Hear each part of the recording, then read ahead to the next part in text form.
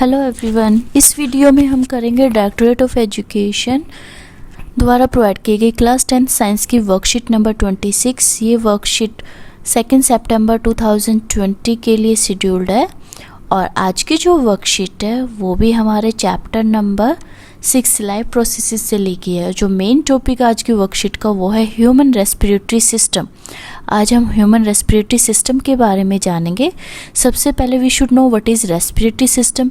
It is the organ system that involves inhaling of oxygen and exhaling of carbon dioxide to meet the energy requirements.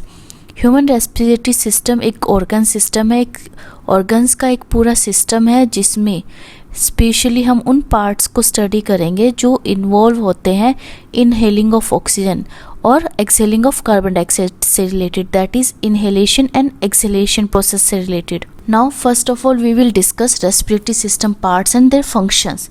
This is human respiratory system. It is nasal passage, then it is mouth cavity. They both meet on a single passage, that is pharynx. Here is larynx, which is also known as voice box. This is trachea. It is made up of cartilage, rings of cartilage, and also known as windpipe. Further, when it enters in lungs, is divided into bronchs. There are two bronchs and there are two lungs are present in the human respiratory system, and the right lung is bigger than the left lung, and here is diaphragm in the bottom of thoracic cavity, and lungs are situated in the thoracic cavity and it is covered by and protected by the ribs. The bronchi is further divided into bronchioles, primary and secondary bronchioles, and at last these respiratory bronchioles ended in alveoli. The alveoli are just like balloon like structures, or we can say these are just like the bunch of grapes where exchange of gases take place. These are attached with blood vessels. So it's all about the respiratory system. Now we will study parts in details. First part is nose. Nose possesses a couple of exterior nostril. Nose में दो exterior nostril होते हैं, नथुने होते हैं. Tiny hair follicles cover the internal lining of nostrils and acts as body's defense against foreign pathogens and provide additional humidity for inhaled air. जो nose होता है उसमें छोटे छोटे हेयर्स होते हैं और ये हेयर फॉलिकल्स अंदर की लाइनिंग को कवर करते हैं नोस्ट्रिल की, और हमारी बॉडी के लिए डिफेंस का काम भी करते हैं. जो बाहर से हार्मफुल बैक्टीरियाज या पैथोजेंस, फॉरेन पैथोजेंस एंटर करते हैं उनको यहीं पे रोक लेते हैं. And also provide additional humidity. जो भी हम एयर इनहेल करते हैं, अंदर लेते हैं, उस एयर को ये नमी भी प्रोवाइड कराते हैं. नेक्स्ट है लिरिंग्स, टर्म्ड एज एडम्स एप्पल और द वॉइस बॉक्स. फिर है लिरिंग्स और इसको वॉइस बॉक्स भी कहा जाता है. It is the portion which rises and falls during swallowing of food particles. ये वही पार्ट है जो ऊपर उठता है और नीचे गिरता है जब हम खाने को अंदर खाते हैं. जब फूड पार्टिकल्स नीचे जाते हैं उस टाइम पे जो वॉइस बॉक्स है ये ऊपर नीचे उठता है. फिर आता है pharynx. The nasal chambers open up into a wide hollow space termed as the pharynx. जो नेशल चैम्बर है एक चौड़े से एक वाइड होलो स्पेस में खाली जगह में ये ख़त्म होता है या ओपन होता है, जिसे हम फेरिंग्स बोलते हैं. It is a common path for both air and water. जो फेरिंग्स है ये एयर और वाटर दोनों के लिए, या कह सकते हैं फूड के लिए, दोनों के लिए ही क्या है, कॉमन पाथ है. It functions by preventing the entry of food particles into the wind pipe. इसका काम क्या है कि जो फूड पार्टिकल्स है उनको विंड पाइप में जाने से रोकना. The epiglottis is an elastic cartilage which serves as a switch between the larynx and the oesophagus. Epiglottis, यहाँ पे एक एपिग्लेटिस एक लेयर होती है, कार्टिलेज होती है जो एक स्विच का काम करती है लैरिंग्स एंड इसोफिगस के बीच में. यानी कि ये ही जब हम खाना खाते हैं तो ये विंड पाइप को कवर कर लेती है, और जब हम सांस लेते हैं तो ये फूड पाइप को कवर कर लेती है. यानी कि स्विच का काम करते हैं लैरिंग्स और इसोफिगस के बीच में. फिर trachea. Trachea is also known as windpipe. Rises below the larynx and moves down to the neck. Larynx से स्टार्ट होती है और नीचे नेक तक जाती है, चेस्ट तक. Wall comprises of C shaped cartilaginous rings. और जो इसकी वॉल्स हैं वो सी शेप्ड कार्टिलेजिनियस रिंग्स से बनी होती है. कार्टिलेजिस को हम उपास्थि भी बोलते हैं. जैसे जो हमारा ईयर का पिन्ना जिससे बना होता है ना जो पूरी तरह हार्ड होता है बोन्स की तरह, और ना ही बिल्कुल लिक्विड स्टेट में होता है ब्लड की तरह. तो ये टिश्यू है कार्टिलेजियस टिश्यू, ये हमने 9th क्लास में स्टडी किया था.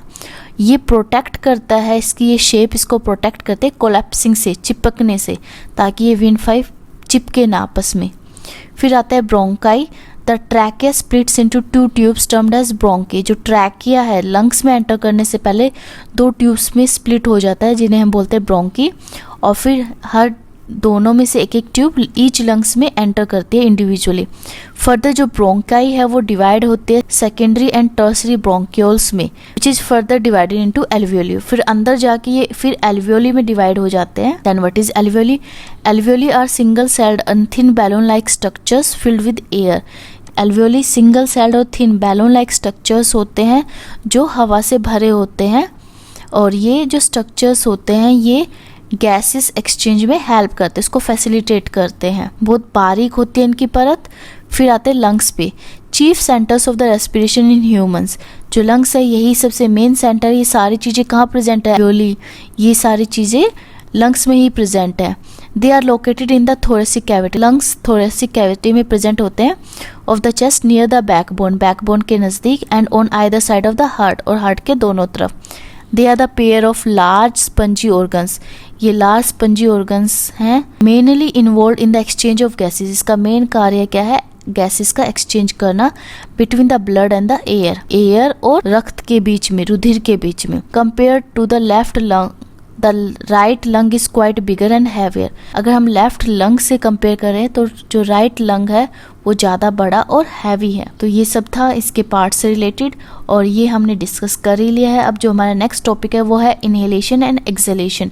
Inhalation means taking of oxygen and exhalation means expel out of carbon dioxide या gives out carbon dioxide gas. Now what happens to the respiratory organs during respiration, during inhalation and exhalation? We will discuss that thing.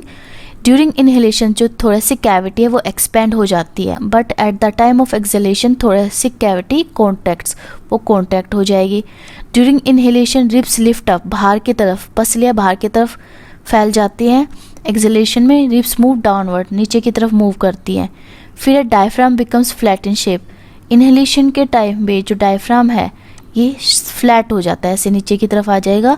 Exhalation में वापस से अपनी dome shape में आ जाएगा, original shape में, जैसे इसमें दिखाया गया है। Due to expanding of thoracic cavity, ribs upliftment and flat shape in diaphragm, volume of lungs increases. Lungs का वॉल्यूम इंक्रीज हो जाएगा, जिसकी वजह से एयर अंदर की तरफ रश आउट करेगी, अंदर एंटर करेगी। इस फिनोमिना को हम कहते हैं inhalation. But when thoracic cavity contact सिकुड़ जाते हैं, रिब्स अंदर की तरफ चली जाएंगी और डायफ्राम डोम शेप में आ जाएगा, तो वॉल्यूम डिक्रीज हो जाएगा लंग्स में, जिसकी वजह से air exist from the lungs, air lungs से बाहर चली जाती है। तो ये होता है इन एक्सहेलेशन में। तो ये कुछ पॉइंट्स हैं इनहेलेशन एंड एक्सहेलेशन में कि जो जो चेंजेस आएंगे थोरेसिक कैविटी, रिब्स, डायफ्राम में, वो बताए गए हैं। Now here are some questions related to worksheet. First question is what is the function of alveoli? Alveoli का काम क्या है? The answer of this question is alveoli facilitate gases exchange of oxygen and carbon dioxide between inhaled air and the bloodstream. Alveoli ही facilitate करता है gases exchange को lungs में, जो भी गैस हम इनहेल करते हैं, और ब्लड स्ट्रीम के बीच में। Second, name the site for gases exchange. Gases exchange की साइट क्या है? इसका आंसर होगा alveoli is the site for gases exchange and it is in lungs. And the third question is differentiate between inhalation and exhalation. Differentiate करना inhalation and exhalation में, तो ये आपका आंसर होगा थर्ड।